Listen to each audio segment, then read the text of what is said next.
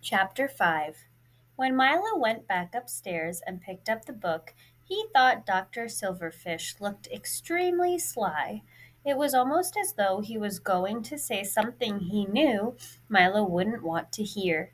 Milo opened the book and began reading. Day 3. Take the last step to perfection. I bet that tasted good. And to top it off, you're more nearly perfect than ever.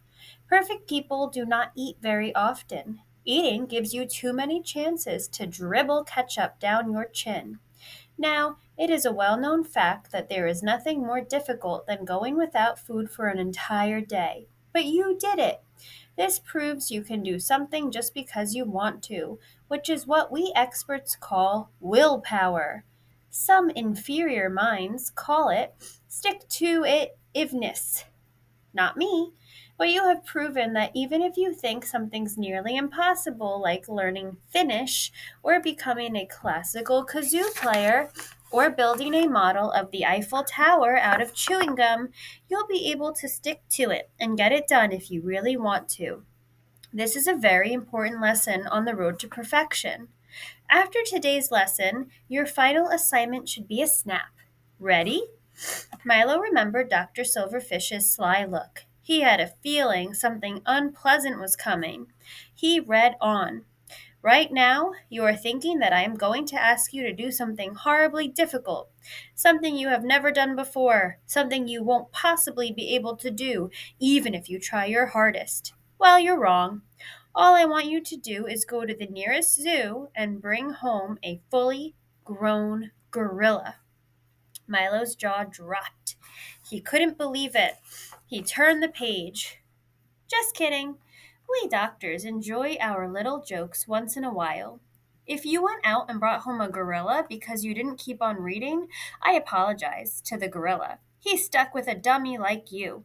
You get no apology because you were stupid. What do gorillas have to do with being perfect anyhow?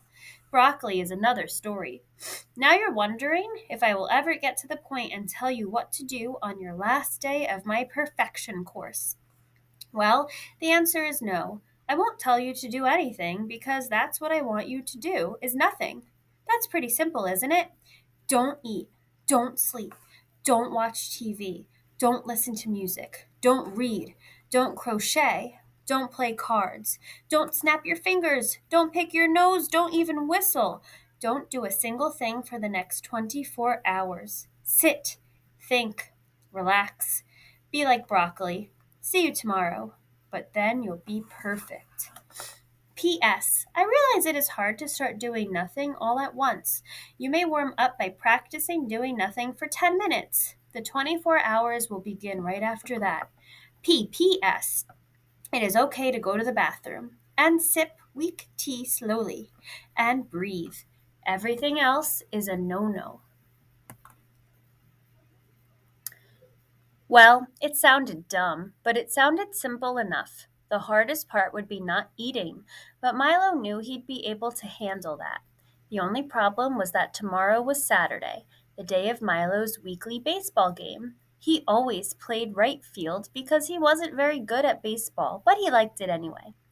Mostly what he did in right field was stand around. For a minute, he wondered if Dr. Silverfish would consider playing right field to be doing nothing since it usually came pretty close.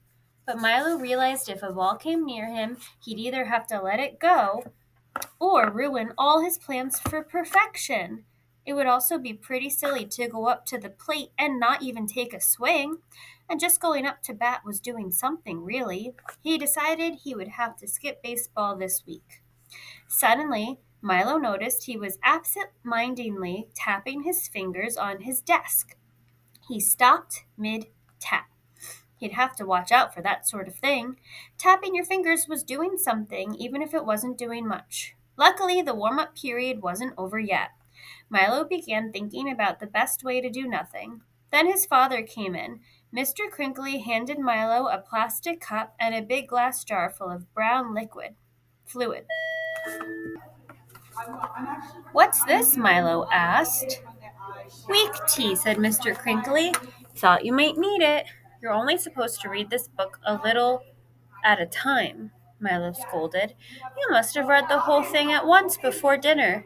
Pretty near, his father admitted. Never said I was perfect. Anyhow, I made a do not disturb sign for your door. I'll tell Mom and Alyssa you're not to be bothered. See you tomorrow night. Good luck. Thanks, Dad. Milo's father left the room. Milo opened the tea jar, took a sniff, made a face, and set the jar on the floor. Now there was nothing to do but think, relax, and vegetate. The idea of not sleeping was the part Milo liked best. He would have to stay up all night, something he had never done before. It would probably be more fun if he could listen to the radio, but Dr. Silverfish had specifically vetoed that. Milo started thinking about how wonderful it would be to be perfect. He wouldn't have to bother going to school anymore. What could anybody teach a perfect person? Maybe he could become a major leaguer, the world's best pitcher. He'd throw only perfect games. He was so close now. If only he could hang on for one more day, he would be the only perfect person he had ever met. But after about half an hour, he couldn't think of much more to think about. When it came to perfection, he was all thought out. He tried thinking about Dr. Silverfish, but he'd already thought to him about as much as he wanted to. He listened to the sounds of the traffic on the street. It was sort of interesting trying to sort out the cars from the motorcycles and trucks for a while. But then the traffic noises died down and got boring. He listened to his stomach digest his dinner, but after churning and gurgling for a few minutes, it developed laryngitis and hushed to a whisper. A few sips of tea helped his stomach regain its voice, but it tended to repeat itself the second time around.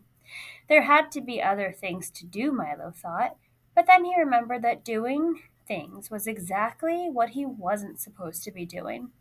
He tried to pick out pictures on the shadows on his wall, but the only one he could find looked like his grumpy math teacher. He tried listening again. The TV was on downstairs, but he couldn't hear it clearly, and he thought he might be cheating if he could. Somebody was going to the bathroom down the hall. Milo glanced at his watch. It was only 10. He had a whole night of nothing to look forward to, followed by a very long and nothing day. He tried to think of something else to think of, but it was no use. He stared at his watch. It seemed to be running even slower than it had when he was waiting for dinner. He began to get drowsy. He wished he could read or play solitaire or build a model plane or something. He began to wonder if he'd ever be perfect at all. Then he remembered a book he read about an old Indian custom. To become a man, a boy went into the forest naked on the coldest night of the year and had to come back the next morning with an eagle feather. Or maybe it was a condor feather. Something like that. Milo decided that if people could do those things, he could certainly do nothing long enough to become perfect. Milo heard his sister go to bed, and then his parents. He realized he was probably the only one awake in the whole house. At 3 minutes after midnight, he heard an airplane go by way off in the distance. At 18 minutes to 1, a car tooted outside, and a dog barked. Then it was absolutely silent and still. At 2 something, he wasn't quite sure when, Milo's eyelids fell shut. He snapped them open again just as he was about to fall asleep. But as the night-like early morning wore on, those eyelids kept getting heavier and heavier. Milo thought about standing up and jumping around, but he didn't because that would be doing something. Eventually, he got up and went to the bathroom, mostly to keep himself awake. He came back and sat down again. A moment later, he saw his room fill up with light so white and brilliant he could hardly bear to look at it.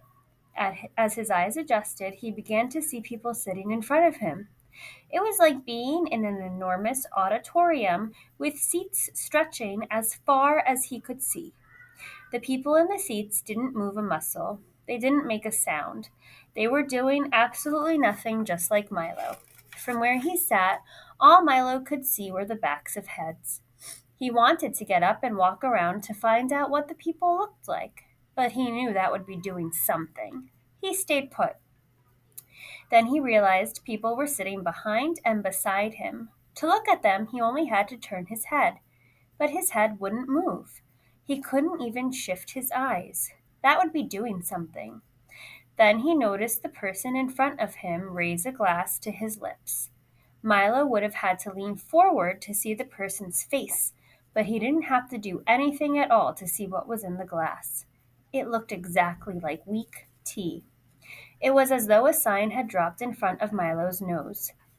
These must be for perfect people, he said to himself. Maybe I'm one of them already. Maybe time went by so fast I didn't notice. Milo took a sip of his own tea and tried to be as perfect as he knew how. Since he wasn't able to move except to sip his tea, all he could do was watch the back of the neck of the person in front of him. It was not a very exciting neck. Milo grew fidgety. His nose began to itch, but he found he couldn't scratch it. He couldn't twiddle his thumbs either, or tap out a rhythm on his chair. Perfect people obviously didn't do that sort of thing.